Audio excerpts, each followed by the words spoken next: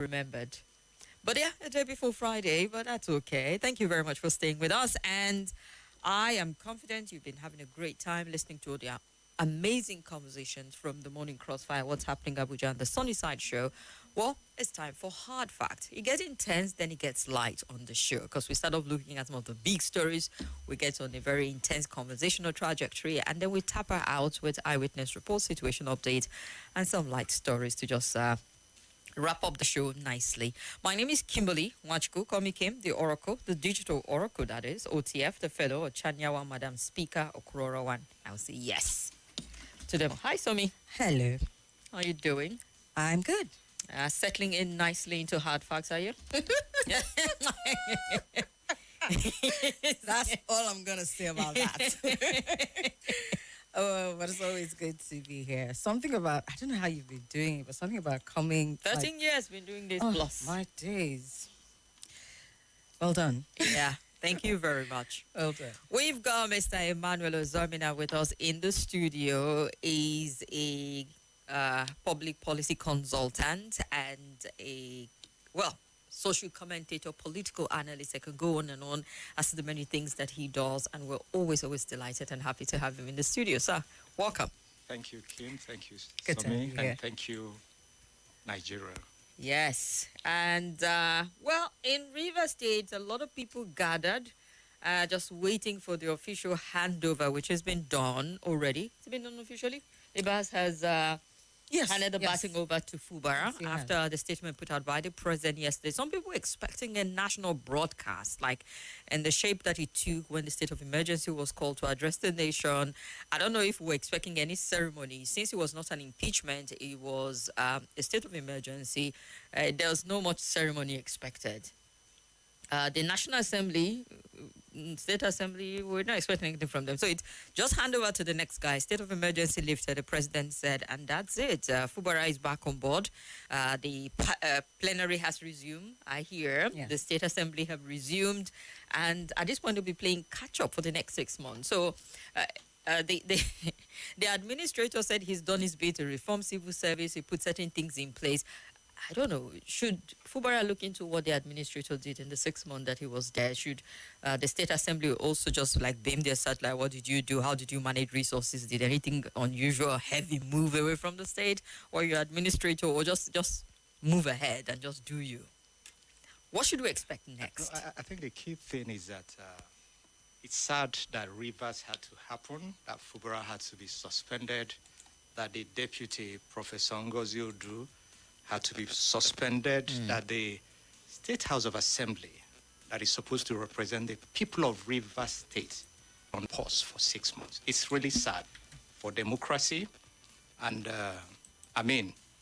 everybody had prayed we shouldn't have gotten to that point. We all wished we didn't need to get to that point. And the debate is still there. I'm sure you're aware the PDP governors are at the Supreme Court to interpret the Constitution, I think Section 305, to say, look, did he really say you must suspend the civil governance? We saw under Jonathan, we came to that point in some selected states in the north, and the Attorney General, Mohammed Adoki, said, look, my interpretation of the law as a chief law officer of the Federation is that you could declare a state of emergency without suspending the civil authority in the state. A few weeks ago in the United States, President Trump said, look, we have crime, the rate of crime in Washington, D.C. was very, very high, and we need to clean up Washington, D.C. He called up the National Guard. There's a District of Columbia Police. But he said, look, he invoked executive order. He called on National Guard, took over the security of D.C. That was a state of emergency. But, the mayor of D.C., the councilmen were not suspended. So, and mind you, 1999 Constitution took, just like 1979 Constitution, took its is a derivative from the American Constitution.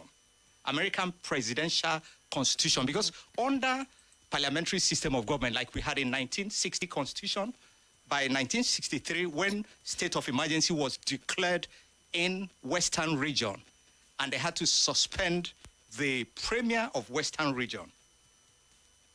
So I think in 2004 or thereabout, when President Obasanjo also declared a state of emergency in Plateau State, it ended up as a litigation. And if my memory serves me right, the court said, look, it was not right to have suspended the civil authority. But when you suspend the civil authority, it's assumed there's no democracy in that state. The people are not represented in that state. So I hope and I pray that we'll begin to learn the lessons of how to deepen democracy, how to strengthen democracy.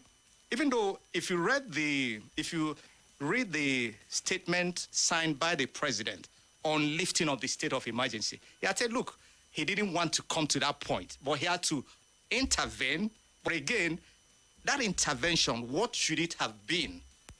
He agreed that there are critics who are saying side. he could have played a different hand, that the situation wasn't bad enough. No. He's the the commander-in-chief of Federal Republic of Nigeria. So as the commander-in-chief, if he has any access to an intelligence on what would have happened or what may happen, even though he has every right to declare a state of emergency. But the question is, I'm sure lawyers, legal luminaries, scholars should also interrogate that process. The only challenge we have is that most times in Nigeria, people do not go and test some of the provisions of the Constitution in court for proper interpretation. Is it a case of they don't go to test it, or it's now a case of there's no follow through? Because just like you rightly mentioned, some people are in court outside of the but the case is still pending. What it will be, it would simply it's been pending for 6 months. It would simply become an academic exercise, because the state of emergency, the 6 months is over. So whichever way the judgment goes, I mean, the judge will simply say, well, this is for academic exercise or for purposes of precedence. Precedence more like, because in future others we can recourse to the Supreme Court ruling and say, well, the Supreme Court position is this. No, an example is what is playing out in National Assembly as at today. I mean, in the Senate, the suspension of Senator Natasha Akpoti Uduaghan. The judgment that has so far been delivered, whether it's in Aline Dume versus the Senate and the Clerk of National Assembly, or whether it's a Jubril, the rep from Kanu, who Speaker Dogara suspended, they say you can't suspend beyond 14 days. Okay. So, but each time you see National Assembly, whether House of Reps or Senate, overreaching themselves. Which brings me to the point that I was trying to make. When you say whatever is happening in court, by the time judgment comes out, it becomes an academic exercise. Academic exercise or precedence, Either way, is it really precedence, or is it more a case of there's this outright disregard for judgments and things that proceedings that come out from the courts? Because if there was the example like you gave in the time of Obasanjo, when it went to litigation, there was a court ruling. There was judgment concerning that one, but that wasn't set as any kind of precedence. You see this current administration come and do as it did, and there doesn't seem to be any blowback or what have you. No, the quickest thing we are dealing with now is Natasha Akpoti Uduaghan. The rulings, I think at the moment, if my memory is about 5 different rulings of people who have been suspended from the National Assembly. I mean, whether both House of Reps and the Senate. And it says you cannot go beyond 14 days.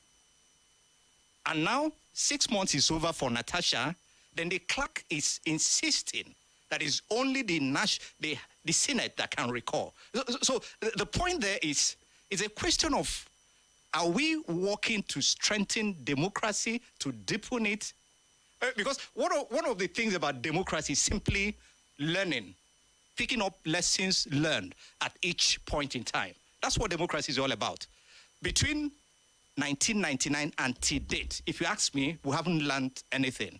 Because it's still, at every point in time, I was expecting that if we have a ruling on a particular matter, that becomes the standard operational procedure that everybody's going to follow. One of them was, say for instance, we had INEC at a point shutting down or deregistering political parties. And by the time Chief Gani Fawemi, Reverend Chris Okotie went to court, they said, no, INEC is simply to register. When you come, if I come inside, I want to form Me and My People Party of Nigeria. It's simply a registrar. Take a notice of our intention. It shows a certificate. So what they needed, what they now did, an amendment of the Electoral Act and Constitution, was to go and find a way of putting it there that INEC can determine. Because based on certain criteria, conditions. No, the criteria. Do you know in South Africa you have close to 400 political parties? In Cameroon, you have 300 political parties. I mean, smaller countries across Africa. But do we need that in Nigeria? Sir, No, it doesn't matter. When we had about 91, we know the costs, even producing the ballots during our elections. The confusion he also brought for a lot of people who felt overwhelmed with the number of people. Are you aware that in the United States of America, it's not only Republican Party? I am aware. And then you also have provisions for independent candidacy. In the last election in the U.S., I mean, presidential 2024 U.S. election, do you know how many people who ran for presidency as independents? Well, even across several constituencies. The only thing is this. I don't know, because only 2 of them garnered that kind of international. If you had anybody who lived in the U.S. and sent you the ballot paper, or you can even find it. I mean, it's online. The list of, and there you can decide to say, I want to run for presidency in California. I want to be listed in New Jersey. I want to be listed in Massachusetts. And that's the only place you will be listed. But if the political party themselves have very little in terms of political relevance, you do not have a seat, not even at the lowest level, the state level, the state assembly, anywhere. What's the point of still existing as a political party? No. What are political parties for? To aggregate ideology, interests, shared ideology and shared interests. In Nigeria. And then to campaign on that platform. In most of the times, let's look at the UK. UK is an evolving. We had the Reform Party of UK. As at today, the pool is saying if you do an election, they will win because they are the most popular political party. They were formed just less than 3 years ago. So the key thing is that you must give people that platform to participate. Whether they win or not, leave them, is their business. All right, we went off a little there, looking at political party and the number they should have and relevance at the end of the day. But the question about what to expect from Fubara now that he's back on board, peace and quiet, interrogate the administrator during his time, move to APC maybe. Some people already, I don't know where they're getting this rumor mill is rife with that talk already. But I mean, looking at how he can stamp his place. No, if Fubara say Emmanuel Ozeman advise me, he remains where he is. All right. Only for us. I mean, and if it costs you a second term. The worst case scenario. What is even second term? Second term means for nothing. A non-politician, it means nothing to you. But for die-hard politicians in Nigeria, in 2001, I had written an article, The Metaphysics of Second Term. And part of the reason why people don't deliver is the second term obsession. All right. So we'll see how it pans out. But, you know, we were talking about democracy, and the presidential candidate has something very grim to say about our democracy. Seem to think we're losing breath at this point in time. But Somi will give us the detail of that. Right. Speaking about former Labour Party presidential candidate Peter Obi, who described Nigeria as a typical example of where democracy is dying. And he based this off of a lack of accountability and what he termed elite capture of the state. He made this remark at the Goodluck Jonathan Foundation annual democracy dialogue in Accra, Ghana, which was themed "What Makes Democracy Die?" And in the words of the former Anambra State governor, he says, democracy dies when it no longer serves the people or prioritizes their needs. It's about accountability, service to the people, ensuring security, and providing education and healthcare, all while lifting the people out of poverty. And he described Nigeria as the poster child for a failing democracy because here, he says, it's become a tool for elite state capture, granting access to public resources and for personal and family interests. So, what's your take on this position, Mr. Zomina? Yeah, can democracy die in Nigeria? Has democracy died? I would simply respond, capital no. He says it's dying. He didn't say it's dying. Oh, it's okay. dead. Is in the no, it can't because early this morning I was reading about Guinea. Guinea, I think on the 25th of September, is going to go through what they call referendum. They want a new constitution. The junta in Guinea is asking for a new, constitution that will give him whatever leverage to perhaps legitimize his stay. Since 2001, when Alpha Conde was removed in Guinea, if you read it, the entire thing playing in Guinea are the new constitution is saying if you are outside the country, you can't run. So the two leading opposition parties are outside leaders, are outside the country. Alpha Conde and the other leader, they are outside the country. So they are actually taking off from participating. So after reading Guinea, I was just reflecting. If Obi had told me democracy is dead in Guinea, I would agree with him, but not Nigeria. Because Nigerians are incidentally very active participants. If you know the price of getting to 1999, of getting to May 29, 1999, it was a huge price that people paid. I mean, including the president. He was one of the activists who were on the street, one of the actors who were on the street pushing. So I'm not sure democracy can die in Nigeria. So It may falter. The question is, yes, it's not dead. It could keep stuttering, Yes. faltering, but it will not die. You know why it will not? The price we paid to get where we are today is so huge. Against the term Call you up used. Abakoba, ask him, what was it like? Against the term he used is dying. Yeah. Let's leave the dead. It's definitely not dead. Yeah. Would you agree that he's dying? Or does dying equate to faltering? No, what I think Peter should be doing, if you ask me at the moment, I'm not saying he's not an effective opposition leader, is to begin to speak to his colleagues. He's an actor. He's in the political space. These are his colleagues. Begin to speak to them. Gentlemen, gentle ladies, don't you think we should change the way we play this game? They are the people who should speak, not Nigerians. You shouldn't speak to the citizens. The citizens are not the problem. Each time people say the problem is with the lead or followership. It's not a followership problem.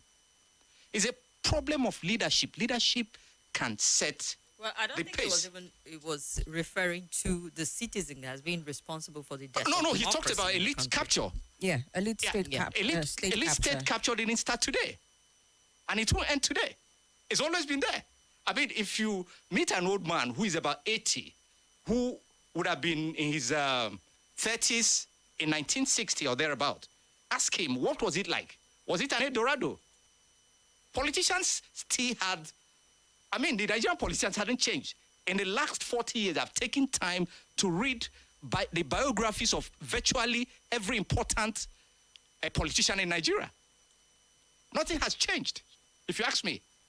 So each time we say our politicians of the First Republic, it didn't change. It was the same thing. but the point is, do the political elite, do they need to adopt a new approach? They need to. Is there a need for them to do a reflection and say, look, it's an opportunity, a divine opportunity to lead. So if we realize, think about 135 million people, and they say, Kim, lead. In your state, or in your senatorial zone, or in Amak, where you have close to 1 million people, and elect you the leader of Amak. Mr. Zemina, what I'm deducing from this is, if the democracy is not dead, it's not dying. Yeah. That means we have a healthy, robust democratic process. Not healthy. No, it could be going through are we talking, a crucible. where's the middle point? Because if you're saying it is dying, it's telling you it's halfway if you don't fix certain things. No, it can't and the be impression halfway. you're giving me is that looking at all the elements of a democracy, Nigeria is flourishing. Effective and efficient democratic process, the rule of law, fundamental human rights being upheld. I mean, the welfare of the people, all of those key ingredients that make a democracy. No, you might. And the role of the people. You're saying if it's not dying and some element of it are being eroded, that means everything is healthy, everything is nice. No, what I said is that, for me, Peter should begin to address, No, you're focusing on the messenger. refocus What his about message. the message of our democracy? Yeah. Now, the issue of elite capture didn't start today. Agreed, but what then changes Reflect it? about when PDP were in power. What changes And then it? the people who are in power now were in the opposition. Let's look at fuel subsidy. They said no. And PDP said yes. But today, PDP is saying no. So it shows you there's a psychology of power. Mr. Zemina, if you could just help me with this one. Yeah. When you say that the state capture didn't start today, all of the issues we're seeing with leadership didn't start today, and you think that it still rests on the same leadership. And I say leadership because Peter Obi, even though he's the one with this message, has been part of leadership in Nigeria for a long time. Yeah. You say it's not a thing of the people, it's a thing of the leadership. Yeah. The leadership knows that they being the minority, have been able to, and I use this word not very lightly, capture the state in the way and manner in which they operate, because there are allowances granted by the people. And Peter Obi here in this same message was calling on citizens to take elections more seriously by electing leaders with competence, capacity, character, compassion, and commitment to service. I think that is what, if you were to advise him really and truly, I don't think it's about him talking to the elites. It's really about the people and the kind of leaders that they elect into power, as far as democracy is concerned. My quick response is this. Socrates wrote a book, The Republic. You can find it in any library. He said the individual is a society writ large. The leadership we have today is a leadership that Nigeria deserves. The civil service we have today is a civil service Nigeria deserves. Because it is the Nigerian people that put them there, correct? No, they came from our... Are they not our uncles, our fathers, our mothers, I'm not disputing our aunties? that. They didn't come from the moon. So when you we still have think it's this the type of leadership society problem as and opposed we to the people expect problem? leadership to drop from heaven, the people running election, they are not in Jamaica. Neither are they in Gabriel. They are from our communities. Okay. They are people who grew up with us. So it's on the people to change the leadership. So it means that every society gets the type of leadership that they deserve, the type of public service they deserve, the type of journalists they deserve. Yeah, because they are not from the moon. Oh, well, democracy dying, that's what Peter Obi says. Well, during the Goodluck Jonathan Democracy Dialogue in Accra, Ghana, Accra, Ghana. Yes. Pardon. Yes. Yeah. And we'll be playing more of the excerpt from it during the course of But the show. Peter Obi, I'm not saying he's not active as an opposition leader, he is. But what I'm saying is that more of these messages should be directed to the leadership, his colleagues. Okay. Yeah. He should be talking to them. About the failings of our democracy. Yeah, because each time you blame the citizens, in the villages now, people are actually, we have about 135 million people below the poverty line. An election is coming, and somebody flashes that money. Vote buying. In fact, if you do a study on vote buying, it's not a Nigerian thing. There's a book I saw a few weeks ago on vote buying across about 25 countries, whether in Latin America, in Nigeria, in Africa, in Asia. It's a huge, huge problem. And it begins with this. If you weaponize poverty, the ripple effect would be people would be at a their negotiating power will be very low. And during an election, you break it. And they don't even count the cost. So it's, and you know, leadership, governance, it's all psychology. They understand where we are, and they know, monkey, come take banana. You can pick that principle. But if you have a leader who has a good heart, who say, look, I'm going there to serve. But how are you going to preach the people who are on the floor, who are expecting banana? They say, no, now the one where we see. Now we go, hold on. So you know, it's a very complicated... I'm tempted to ask you if we've had a leader with a good heart, but that would take this conversation further down. So it's a huge, huge, tricky question to resolve. All right, let's look at some comment quickly before we look at the next story. It's the big three. We have Emmanuel Ozamina with us in the studio. Ekeneme NS says India has over 2,700 political parties. Well, if we have anything close to that number, Nigerians will be the ones to scream at the top of their lungs. That is preposterous. Let's hear this message. You know, Madam Kim, first of all, I want to welcome Governor Fubarak back to office for second term. But this time around, I want him to let his conscience direct I'm not hearing this. to govern rivers, not to listen to all the advisors who gave him the bad advice that led him to where he was coming from. I want him to let his conscience direct him, because your conscience will let you know if what you are doing is good or bad, and you know the consequence for good and for the bad. So I want him to let his conscience direct him this time around and focus on good governance on Rivers State. God Almighty will be with him. I want him to concentrate. Let him focus before he take a move. Thank you. I'm Mr. Oji from Abuja. Thank you very much, Mr. Oje, for your message. And state of emergency is a very serious situation with the president having an omnibus power, including suspension of people's rights. There was nothing wrong in what the president did in River State. For if he hadn't on time, Fubara would have been impeached and the state would have been thrown into an ungovernable situation, which would have done severe damage to a recuperating economy. Since many who were against it refused to challenge it in court and it took the PDP's governor so much time, then how can we learn? Learning in democracy through eventually getting to the Supreme Court. Who will make the conclusive policy statement? Critics should always test their disagreement through courts in democracy, says Banki. Do we have... Can you read from there? I can. Okay, I was going to play this one. Okay, I don't Hasn't think... that gone already? No. Good afternoon, Kim, and the guest. My name is Prince Okifo. Well. We can always paper the cracks. We can always hide our finger and sing the Hockey Dory song. Democracy is heralding, democracy is not dying, and democracy will never die. But the truth is, it is obvious that where we are headed, there is need for fear. There is need to express that where we are going is not going to lead this country to El Dorado. No matter how we protect the devourer of the system or upon those who are calling the name as it should be, or a spade is spade, it will not share the reality. Democracy now is in limbo, is gasping for breath. And if this ship of states is not redirected, democracy in Nigeria is going to die.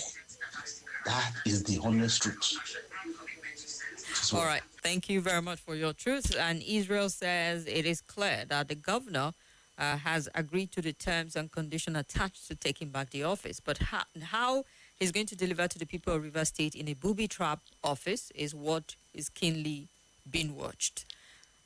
Mr. Speaker, your guest, go to social media and see some people attack on Peter Obi. Majority of these people are surviving on loan apps, and they think it's good living. His call should be directed to the people, not to his colleagues, says Israel.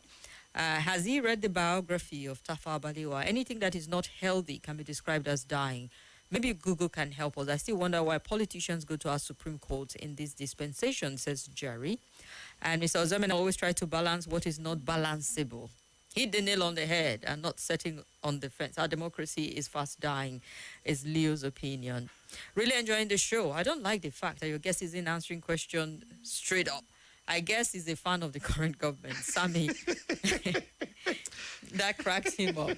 On Facebook, Abdul Hakim Ombola Ajayi says Peter Obi is talking about democracy dying. This is the person who refused to conduct local government elections to the last minute toward the end of his 8 years of him being the former governor of Anambra State. Did he even fight for democracy? He asked.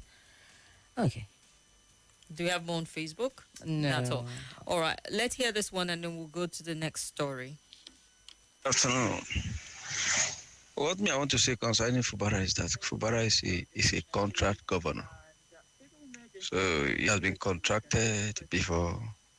They have entered into a contract before he became a governor. So and then he didn't play his card well after he entered.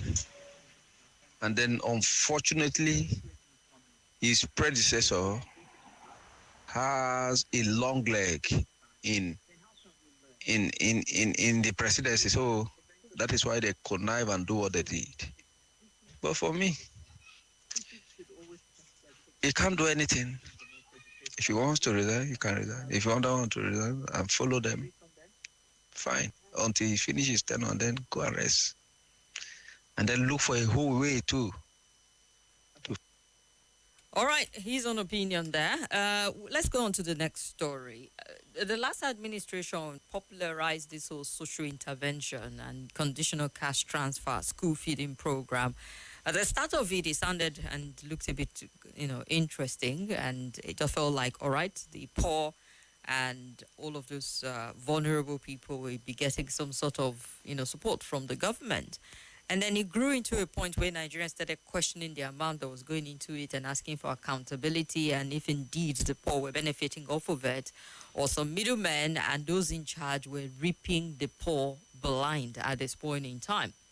I remember during the COVID lockdown, school feeding program during the lockdown got Nigerians talking a whole lot. But it is apparently still a program that is upheld by this current administration. I want to believe it's an APC approved party plan to say, okay, we're going to focus on the poor and the vulnerable in the country, come up with a welfare program, and perhaps maybe even supported by the World Bank, because several loans have come into Nigeria where even Abacha repatriated fund where we say, okay, because of these poor people, we'll give them this, and they would release it to saying, you need to take care of this group. Well, let's look at what the Minister of Finance and Coordinating Minister of Economy said recently about how much has been disbursed to the poor and the vulnerable. A whopping 330 billion naira in cash transfers is what he says has gone out to the poor and vulnerable Nigerians through the National Social Safety Net Coordinating Office. And I say whopping, and I asked myself, at this point, are these amounts really all that? Not staggering enough. Not necessarily. It is a lot of money, though. Well, he disclosed this yesterday at a press conference, noting that the intervention is part of President Bola Ahmed Tinubu's strategy to cushion the impact of subsidy removal and exchange rate reforms on the poorest Nigerians. According to him, about 19.7 million poor and vulnerable households, not people, households, representing more than 70 million individuals have been captured in the National Social Register. And the cash transfers funded from the $800 million World Bank facility, he says, are being disbursed to 15 million households, stating that so far, about 8.5 million of these households have received at least one tranche of 25,000 naira. Some have received 2 or 3 payments, he said, while the remaining 7 million of the 15 million altogether will be paid before the end of the year. And he stressed that this program is anchored on a robust and sustainable system, with beneficiaries being verified through their NIN, their national identity numbers, and payments made digitally via bank accounts or mobile wallets. And he said going forward, the program will be provisioned in the annual federal budget to ensure sustainability. Wasn't it already factored in the budget? Well, this is what he says. And the national coordinator of NASCO, Mrs. Fumi Olotu, said that these staggered payments were due to the president's insistence on linking disbursements to NIN to ensure transparency. So no more traditional cash payments. All transfers are direct debit to bank accounts, and that is why some households have received 1, 2, or 3 tranches already. Well, I think that part of the report is a bit, good. It's a shift from how it was done before. That table payment they were doing in a lot of places, and the community leaders would be the one to tell you, these people, poverty has finished them. They should be on the list and all of that. It was it was shrouded in so much irregularity that people had their reservation. But what do you make of it? Okay. Social safety net, brilliant and all of that. But the conduct of it in the country where we are at the moment, do you think... let me speak to it. In 1986, while President Ibrahim Babangida was here, the World Bank, he declared a debate on whether Nigeria was going to take IMF and World Bank loan or not. And that was the beginning of whatever you could say increased involvement of World Bank and IMF in Nigeria. That's what is called Washington Consensus. You're talking about the World Bank Group and the IMF, and then the London, Paris creditors, because they said, look, developing countries, including Nigeria, were highly indebted. So how do we manage this debt? In 1970, they designed structural adjustment program. Piloted it in Chile, Argentina, Nicaragua, moved it to Asia, piloted it in South Korea, Indonesia, and a couple of countries there. And then I moved to Africa. Ghana did SAP in 1983. Nigeria began their own 86, 88. The entire privatization thing, neoliberal economy, that's essentially what it is, because a certain set of people took over that system, and economists, scholars, wrote papers. So conditional cash transfer is not a Nigerian grown policy. That's one. Before Nigeria started doing conditional cash transfer, several countries have done it. School feeding program, they do it in the UK, they do it in the US.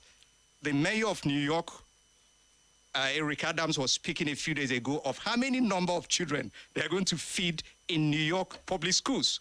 So all these policies are not homegrown policies. That's the first thing we need to establish. We're aware of that, but the thing is, how have we managed our own end of it? Secondly, when World Bank and IMF pushes for you to remove subsidy, they say, what do we do about the poorest of the poor? Mm-hmm. They say, okay, let's create a cushioning effect. Some measures, we saw it happen under Jonathan. They created some social safety net. So that's essentially what it is. Then again, the register we're talking about, how old is that register? Are people in my village captured? Are people in your village captured? You are saying you have 135 million Nigerians who are below poverty line. Where are they? Can we get where they are located? And then you are now capturing 70 million. It means over 60 million are unattended. Let's speak to data. Let's assume the money were distributed, e-wallet and what have you. But we still have over 60 million who are unattended. Where are those people? They have no voice. Nobody speaks for them. So when are you going to capture them? Are you updating that social register? And how robust and how did we do a test run on that register? And the register would have been obviously the donor agencies would have been the people to develop it. So I think what we need to do in decision making, the first thing you do is say, look, I'm getting a pressure from IMF and World Bank to remove subsidy. I have 135 million people who are below poverty line. Yeah. So if I remove it, the money or whatever grant they are going to give me, how many people will it cover? So what is the impact, the overall impact? How much did each person get and what does it translate to? Just do the cost-benefit analysis. I mean, the 330 million people, whatever, for a household. How many people did we capture per household? Did we do it average of 5 people per household, 10 people per household, or whatever it is? So some of these, it's easy to speak about policy, but if you remember that somebody somewhere do not have access, let's look at water, don't have access to pipe-borne water. And what will be the impact of not having that access to pipe-borne water? You're going to have an epidemic that will break out. And you're going to increase your budget on public health. So for me, I want to see a Nigeria where we begin to pull people out of poverty. But can this conditional cash transfer pull people out of poverty? The answer is no. In fact, earlier this morning, I was reading a paper on, somebody was doing a critique on structural adjustment program in Latin America, about 5 countries in Latin America. He asked, which country in the world has World Bank and IMF changed? Because when you have this high-sounding policy processes statement, inclusive this other, how much have they changed the ordinary people on the streets? If we do... Perhaps that's not their goal. No, but you are saying social... Do you know what social safety net is?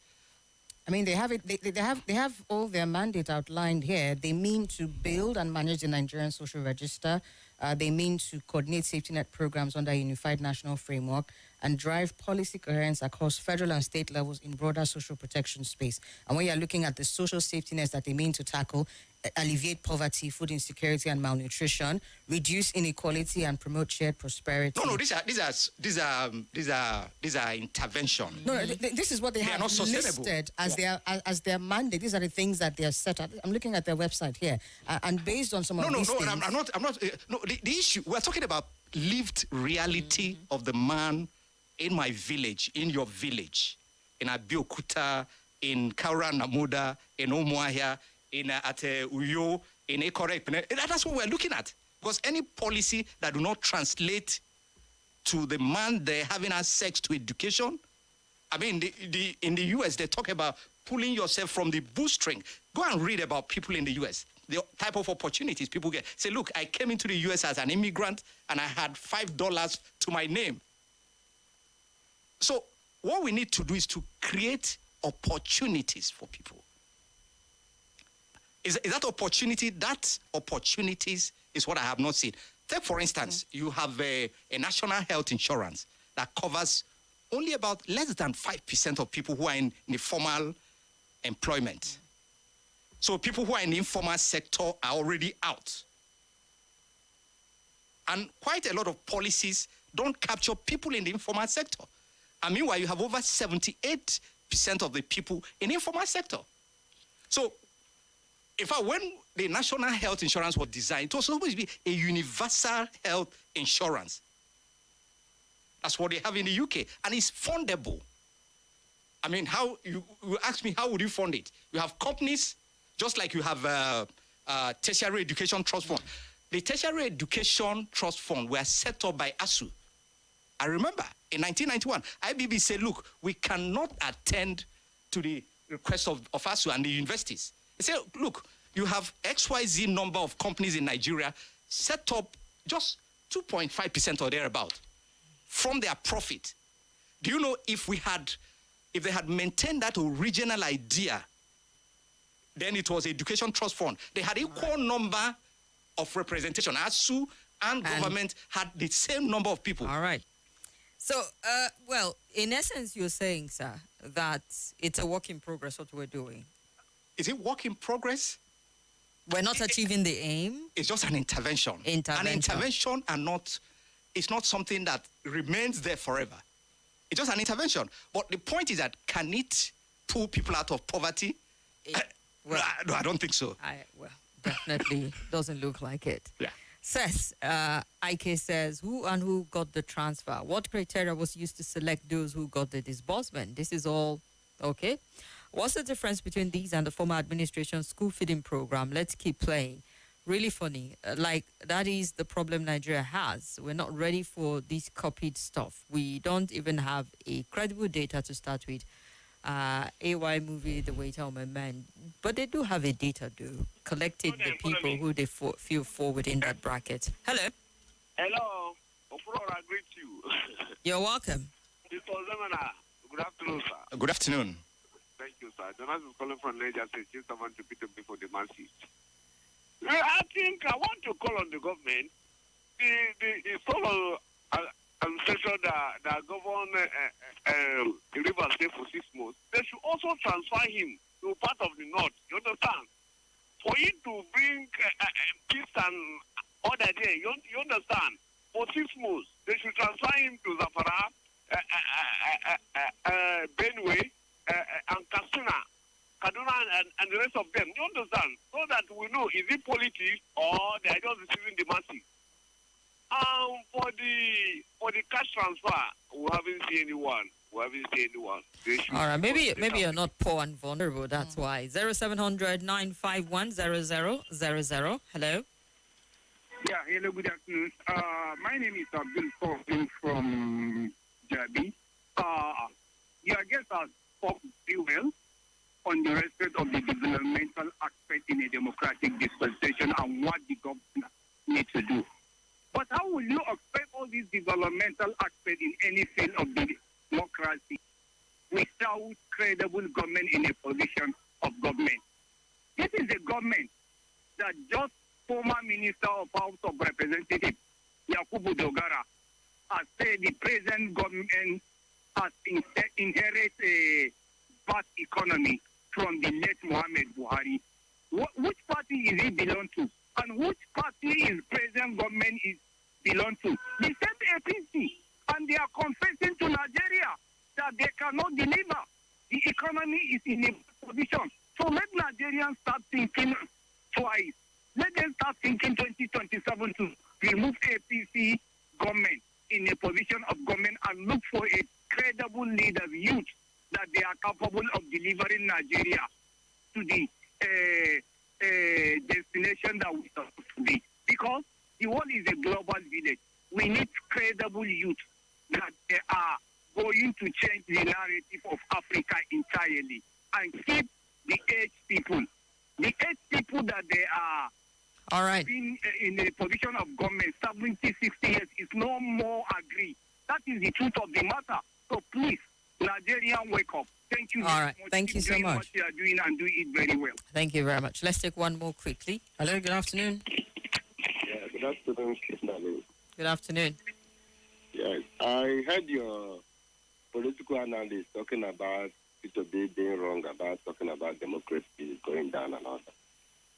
I don't know if I'm right or what he said. He didn't say it was wrong. He addressed some aspect. But ask your question, he will correct and comment. Okay, I think Obi is 100% right when he said about democracy dying gradually. Because if you look at when democracy started in 1999 and how it was affected in 2007, during the time when, during the period of Obasanjo and Tinubu being the governor of Lagos State, I think there were a little big problems. And then in 2007, Yaradua 2012, Yaradua entered, stayed for 2 years. Then when Goodluck Jonathan came in, was trying to call for national comfort. It was a way of trying to correct the mistakes of democracy being what it is today. If they had done that national comfort at that particular time, democracy would have been so stronger and it would have been having an impact to the citizens of Nigeria. So when Obi is saying this, Obi knows what he's saying.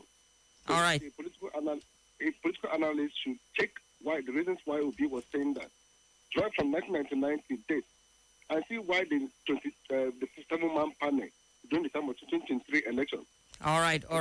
But just to correct something about the confab. The confab held. In fact, Obasanjo had a convened a confab in 2005, and then Goodluck Jonathan also convened another confab in 2014. So we've had two. So it's a case of not taking the recommendation and running with it at the end of the day. Well, Mr. Zamina, any final thought as we wrap up? Joyce here for the news. Just a quick one. I didn't say Obi is wrong, but what I'm saying, I disagree with him. Democracy is not dying. But, I mean, what I think he should do is to direct his message directly to his colleagues who are in the political arena. Thank you. Thank you very much to our guest, Mr. Emmanuel Ozoemena. There are quite a number of comments here, but we'll find time to read some of them. And it's a wrap. The Big Three will be back Monday, because tomorrow we'll take you around the world. 90 minutes, that is. But don't go anywhere. We've got our guest from INEC in the studio, and we're looking at the continual voter registration and how it's going here in the federal capital. Still with 95.1 Nigeria Info.